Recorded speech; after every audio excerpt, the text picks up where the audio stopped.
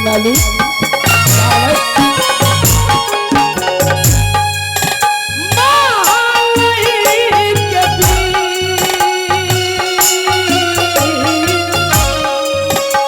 जय हिंद।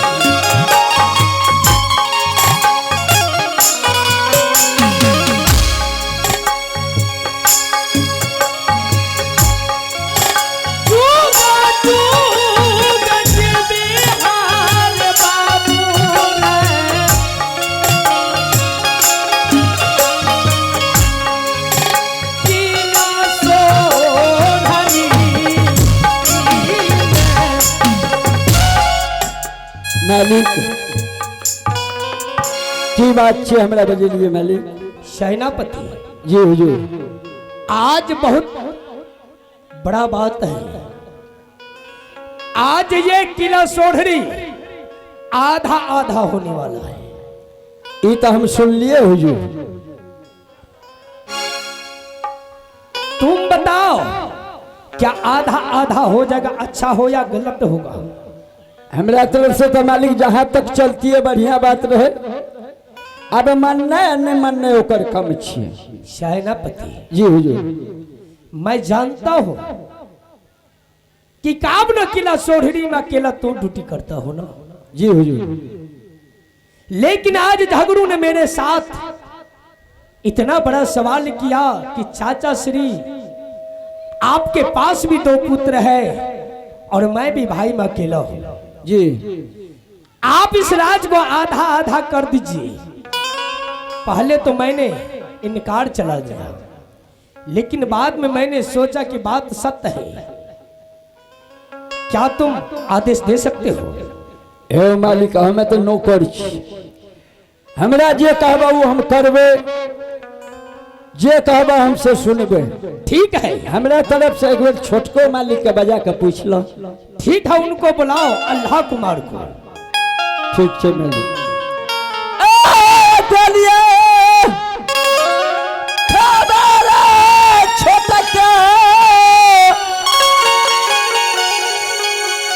मालिक है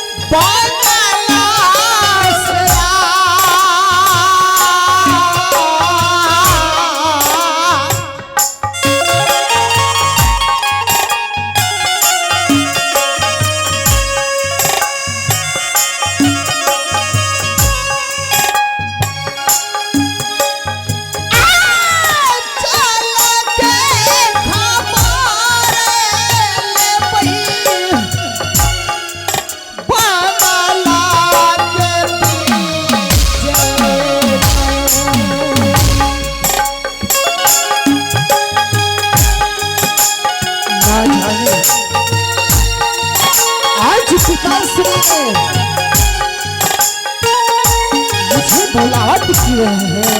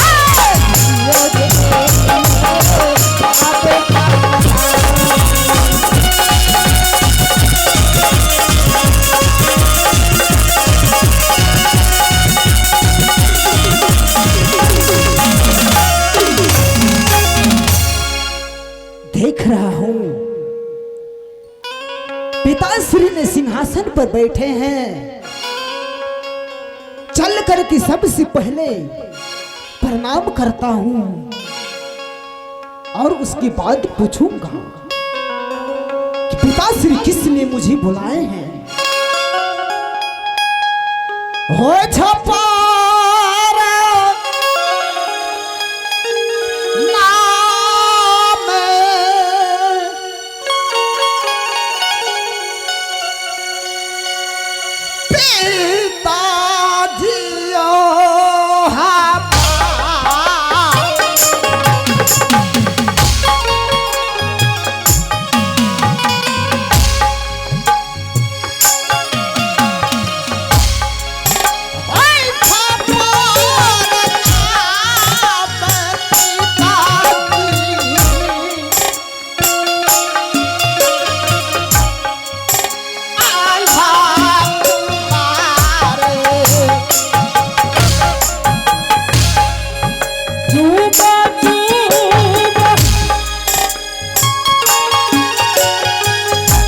पिताजी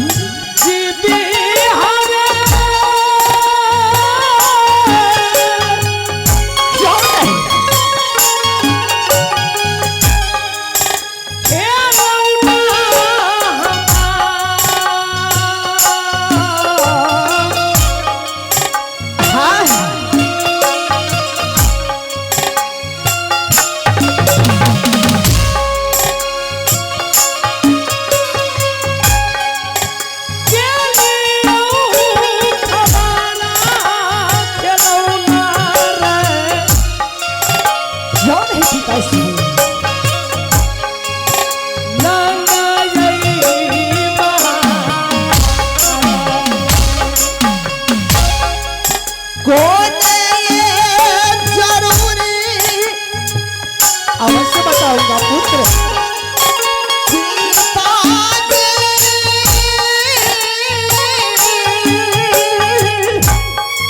पिताजी, हाँ मेरे पुत्र, अवश्य मैं सब कुछ बताऊंगा। कौन सा ईश्वर से जरूरत पड़ गई?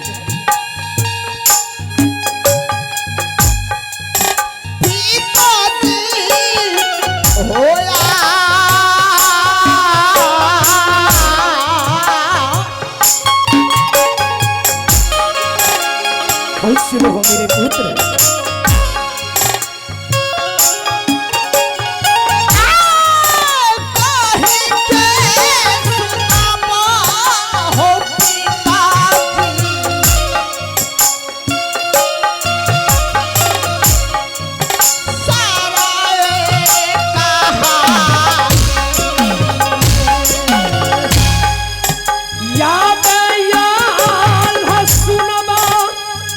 हाँ पिताजी, खेलौना रे बोलिए पिताजी। पिता के बचा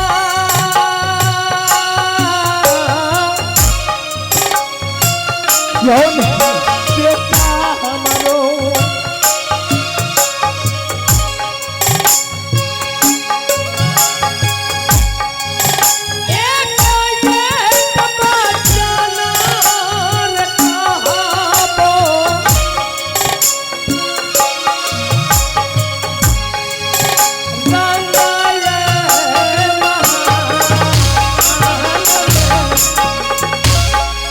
मास्टर साहब,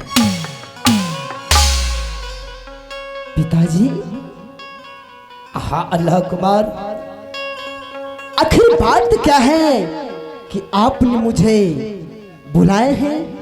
ठीक है।